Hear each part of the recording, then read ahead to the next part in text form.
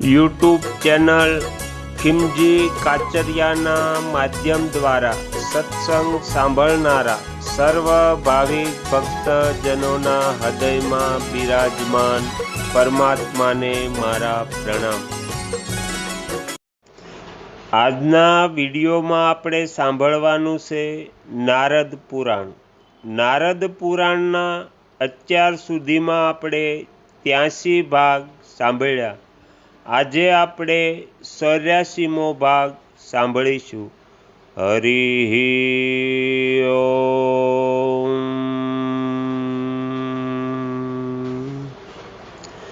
સમસ્ત જગત જેનાથી પ્રગટ થયું છે એવા જ્ઞાનીજન જ્ઞાન દ્રષ્ટિથી જેનો સાક્ષાત્કાર કરે છે તે જ પરમ ધામ સ્વરૂપ બ્રહ્મ છે। મોક્ષની ઈચ્છા રાખનારા પુરુષોએ એનું જ ધ્યાન કરવું જોઈએ। તે જ વેદવાક્યો દ્વારા પ્રતિપાદિત અતિ સૂક્ષ્મ ભગવાન વિષ્ણુનું પરમ પદ છે। પરમાત્માનું તે સ્વરૂપ જ ભગવત શબ્દનું વાચ્યાર્થ છે અને ભગવત શબ્દ તે અવિનાશી પરમાત્માનો વાચક કહેવાય છે। આ પ્રમાણે જેનું સ્વરૂપ કહેવામાં આવ્યું છે તે જ પરમાત્માનું યથાર્થ તત્વ છે, જેનાથી તેનો વાસ્તવિક બોધ થાય છે તે જ પરાવિદ્યા અથવા પરમ જ્ઞાન છે। આથી ભિન્ન જે 3 વેદ છે તેમને અપર જ્ઞાન અથવા અપર વિદ્યા કહેવામાં આવ્યા છે। હે બ્રહ્મન, જો કે તે બ્રહ્મ કોઈ શબ્દ કે વાણીનો વિષય નથી, તેમ છતાં ઉપાસના માટે ભગવાન આ નામથી તેનું કથન કરવામાં આવે છે।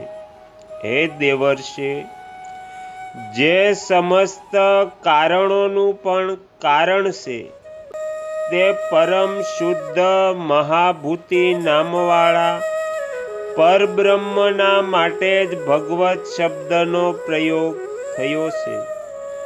ભગવત શબ્દના ભકારના 2 અર્થ છે।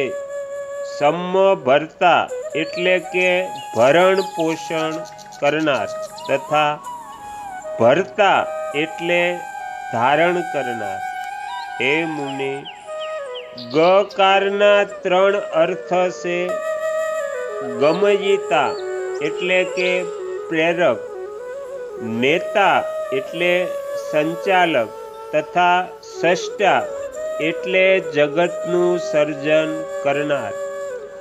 ભ અને ગના યોગથી ભગ શબ્દ બને છે, જેનો અર્થ આ પ્રમાણે છે: સંપૂર્ણ ઐશ્વર્ય, સંપૂર્ણ ધર્મ, સંપૂર્ણ યશ, સંપૂર્ણ શ્રી, સંપૂર્ણ જ્ઞાન તથા સંપૂર્ણ વૈરાગ્ય। આ 6નું નામ ભગ છે। તે સર્વોત્તમ પરમેશ્વરમાં સંપૂર્ણ ભૂત પ્રાણી નિવાસ કરે છે તથા તે સ્વયં પણ સર્વભૂતોમાં વાસ કરે છે।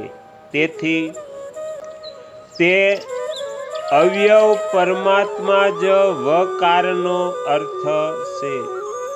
હે સાધુ શિરોમણે, આ પ્રમાણે ભગવાન આ મહાન શબ્દ પરબ્રહ્મ સ્વરૂપ ભગવાન વાસુદેવનો જ બોધ કરાવનાર છે।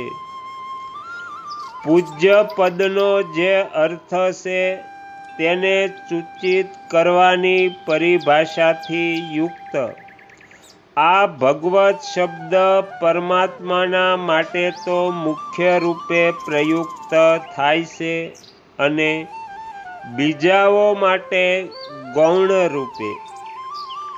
જે બધા પ્રાણીઓની ઉત્પત્તિ અને પ્રલયને, આવાગમનને તથા વિદ્યા અને અવિદ્યાને જાણે છે, તે જ ભગવાન કહેવાને યોગ્ય છે. ત્યાગ કરવા યોગ્ય અવગુણ વગેરેને છોડીને જ અલૌકિક જ્ઞાન, શક્તિ, બળ, ઐશ્વર્ય, વીર્ય અને તેજ વગેરે સદ્ગુણ છે. તે બધા ભગવાન શબ્દના વાચ્યાર્થ છે. તે પરમાત્મામાં બધા ભૂતોનો વાસ છે અને તે પણ બધા ભૂતોમાં નિવાસ કરે છે. તેથી તેને વાસુદેવ કહેવામાં આવે છે. પૂર્વકાળમાં ખાંડિન્યક જનકને તેમના પૂછવાથી કેશીધ્વજે ભગવાન અનંતના વાસુદેવ નામની યથાર્થ વ્યાખ્યા આ પ્રમાણે કરી હતી. પરમાત્મા સંપૂર્ણ ભૂતોમાં વાસ કરે છે અને તે ભૂત પ્રાણી પણ તેમની અંદર રહે છે તથા તે પરમાત્મા જ જગતનું ધારણ પોષણ કરવાવાળા અને સૃષ્ટા છે. તેથી તે સર્વશક્તિમાન પ્રભુને વાસુદેવ કહેવામાં આવ્યા છે. હે મુને, જે સંપૂર્ણ જગતના આત્મા તથા સમસ્ત આવરણોથી પર છે, તે પરમાત્મા સંપૂર્ણ ભૂતોની પ્રકૃતિ, પ્રાકૃત વિકાર તથા ગુણ વગેરે દોષોથી પર છે. પૃથ્વી અને આકાશની વચ્ચે જે કંઈ સ્થિત છે તે બધું તેમનાથી જ વ્યાપ્ત છે. સંપૂર્ણ કલ્યાણમય ગુણ તેમના સ્વરૂપ છે. તેમણે પોતાની શક્તિના અંશ માત્રથી સંપૂર્ણ ભૂત સમુદાયને વ્યાપ્ત કરી રાખ્યો છે. તેઓ પોતાની ઈચ્છા માત્રથી મનને અનુકૂળ શરીર ધારણ કરે છે અને સંપૂર્ણ જગતનું હિત સાધન કરતા રહે છે. તેઓ તેજ, બળ, ઐશ્વર્ય, મહાન જ્ઞાન, ઉત્તમ પરાક્રમ અને શક્તિ વગેરે ગુણોના એકમાત્ર સમૂહ છે. પ્રવૃત્તિ વગેરેથી પણ પર છે અને તે સમસ્ત કાર્ય કારણોના સ્વામી પરમેશ્વરમાં સમસ્ત ક્લેશોનો સર્વથા અભાવ છે. તેઓ સર્વનું શાસન કરનારા ઈશ્વર છે. વ્યષ્ટિ અને સમષ્ટિ જગત તેમનું જ સ્વરૂપ છે. તેઓ જ વ્યક્ત છે અને તેઓ જ અવ્યક્ત છે. તેઓ સર્વના સ્વામી, સંપૂર્ણ સૃષ્ટિના જ્ઞાતા, સર્વશક્તિમાન તથા પરમેશ્વર નામે પ્રસિદ્ધ છે. જેના દ્વારા નિર્દોષ, વિશુદ્ધ, નિર્મળ તથા એકરૂપ પરમાત્માના સ્વરૂપનો સાક્ષાત્કાર અથવા બોધ થાય છે તેનું નામ જ્ઞાન છે. અને તેનાથી વિપરીત જે કંઈ છે તે અજ્ઞાન કહેવામાં આવ્યું છે. ભગવાન પુરુષોત્તમના દર્શન, સ્વાધ્યાય અને સંયમથી થાય છે. બ્રહ્મની પ્રાપ્તિનું કારણ હોવાથી વેદનું પણ નામ બ્રહ્મ જ છે. તેથી વેદોનો સ્વાધ્યાય કરવામાં આવે છે. સ્વાધ્યાયથી યોગનું અનુષ્ઠાન કરવું અને યોગથી સ્વાધ્યાયનો અભ્યાસ કરવો.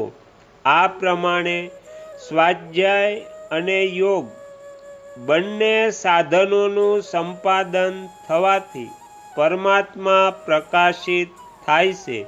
તેમના દર્શન કરવા માટે સ્વાધ્યાય અને યોગ બંને નેત્ર છે.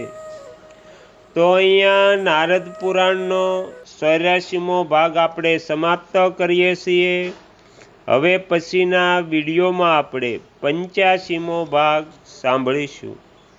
તમે તમારો કિંમતી સમય આપી એકાગ્ર ચિત્તે પ્રસન્નતાપૂર્વક આ નારદ પુરાણ સાંભળ્યું એ બદલ હું આપ સૌનો ખૂબ ખૂબ આભાર વ્યક્ત કરું છું અને આશા પણ રાખું છું કે તમને સાંભળવું ગમ્યું હશે. જો ગમ્યું હોય તો બીજા 5 લોકોને પણ સંભળાવજો.